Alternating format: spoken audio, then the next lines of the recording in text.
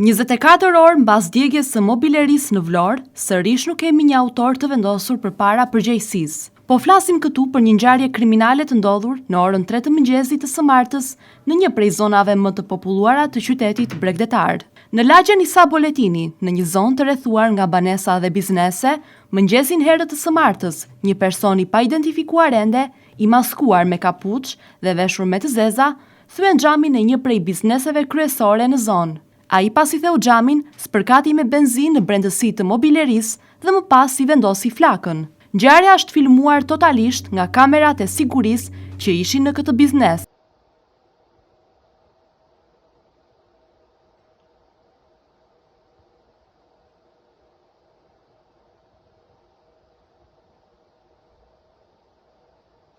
Por, pavarësisht se gjithë ngjarja është e filmuar nga kamerat e sigurisë, ku duket edhe autori i kësaj ngjarjeje qartësisht, sërish policia e Vlorës nuk e ka dalë të identifikojë këtë të fundit dhe aq më tepër të vendosi përpara përgjegjësisë penale.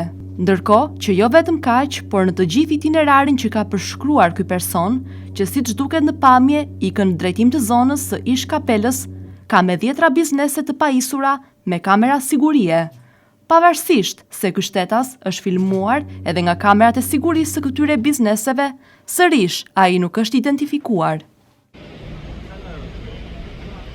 Një ditë më parë, pronari i mobilerisë Eduard Aliko, në një intervistë për televizionin 6+1 Vlora, tregon se është hera e dytë që digjet mobileria e tij. Aliko konfirmon faktin se këtë herë dëmi shkon në 3 milion lekë të reja, të cilët i shtohen edhe dëmit ekonomisë të përllogaritur nga djegja e parë e mobilerisë 5 milion lekë të reja. Aliko kërkon që kjo ngjarje të zbardhet. Ai thotë se ngjarjen për ta zbardhur ja ka lënë në dorë drejtësisë.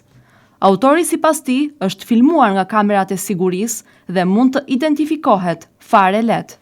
Unë nuk kam ndonjë konflikt dhe nuk jam njeri konfliktuar, jam shumë paqësor, megjithatë mendoj që ja lë drejtësisë këtë shërbim, i cili është i detyruar ta bëjë sepse kamerat janë aty, personi është i dukshëm dhe mendoj se shumë shpejt do të zbardhet ngjarja. Po dëmi nuk është bërë ndonjë përllogaritje, po duhet të shkojë aty te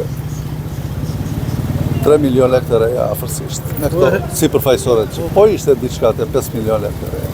Siç mësohet, policia e Vlorës ka vëzhguar jo vetëm kamerat e sigurisë së biznesit në fjalë, por edhe të njësive të biznesit dhe banesave aty pranë. Itinerari i autorit me sa duket është zbuluar, por deri më tani nuk ka asnjë informacion mbi identitetin e tij apo të vendoset përpara përgjegjësisë.